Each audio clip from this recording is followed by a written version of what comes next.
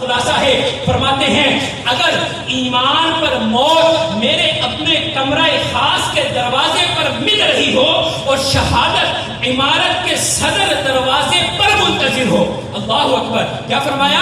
ایمان پر موت اگر مجھے اپنے کمرے کے دروازے پر مل رہی ہو، آپ یوں سمجھے گھر کے اندر کمرے کا دروازہ ہوگا، یہ بزرگ فرمائیں اگر مجھے اپنے کمرے کے دروازے پر یہ کہا جائے کہ تجھے یہاں پر ایمان کی موت مل رہی ہے، قبول کرے گا؟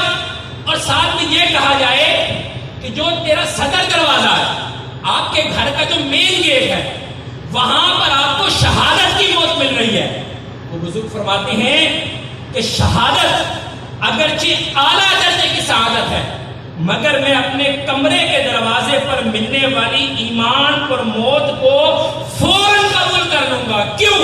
ریزن، وجہ یہ ہے کہ اس دروازے سے اس دروازے تک چلنے کا جو راستہ ہے، جو یہ وقت صرف ہوگا کہ اسی وقت کے دوران مجھے شیطان کی وسوسہ نہ دے دے اور میرا ایمان نہ چلا جائے۔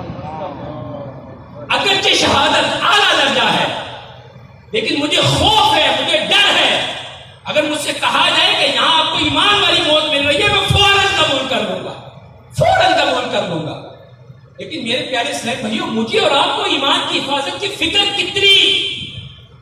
ابھی ہم نے حدیث مبارکہ کا حصہ سنا کہ بعض کافر پیدا ہوئے، کافر رہے، کافر مریں گے، مومن پیدا ہوئے، مومن رہے، مومن مریں گے، بعض کافر پیدا ہوئے، کافر رہے، مومن مریں گے، اور بعض مومن پیدا ہوئے، مومن رہے مگر کافر مریں گے۔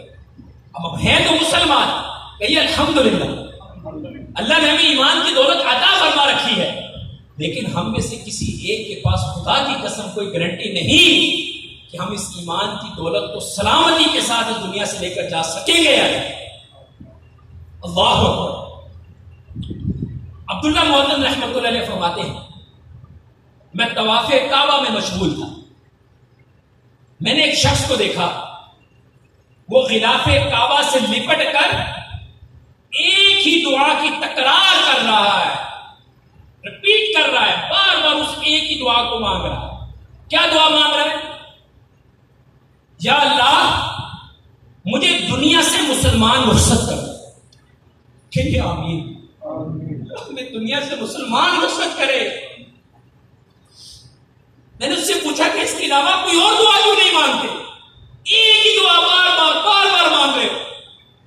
اس نے کہا میرے دو بھائی، میرا بڑا بھائی ایک عرصے تک مسجد میں بلا معاوضہ بغیر کسی سیلری کے اذان دیتا رہا، جب اس کی موت کا وقت آیا تو اس نے قرآن پاک مانگا، ہم نے اسے دیا تاکہ وہ اس سے برکتیں حاصل کرے، مگر قرآن شریف ہاتھ میں لے کر وہ کہنے لگا تم سب گواہ ہو جاؤ کہ میں قرآن کے تمام اعتقاد و احکامات سے بیزاری ظاہر کرتا ہوں اور نصرانی مذہب اختیار کرتا ہوں۔ معاذ اللہ وہ کفر کی حالت میں مر گیا۔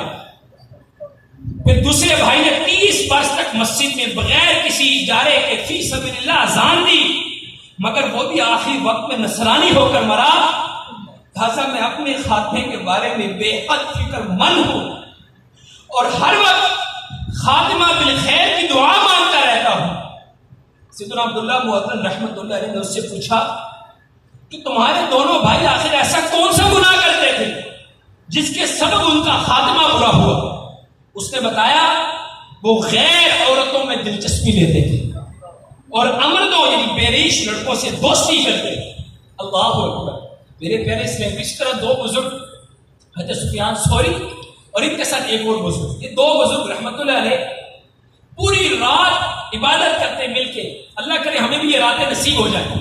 میں اور آپ اپنے دوستوں کے ساتھ نہ جانے کدھر راتیں گزار، ہوٹلوں پہ راتیں گزر رہی ہیں، چوکوں پہ راتیں گزر رہی ہیں، نہ جانے کن کن کلبس کے اندر راتیں گزر رہی ہیں۔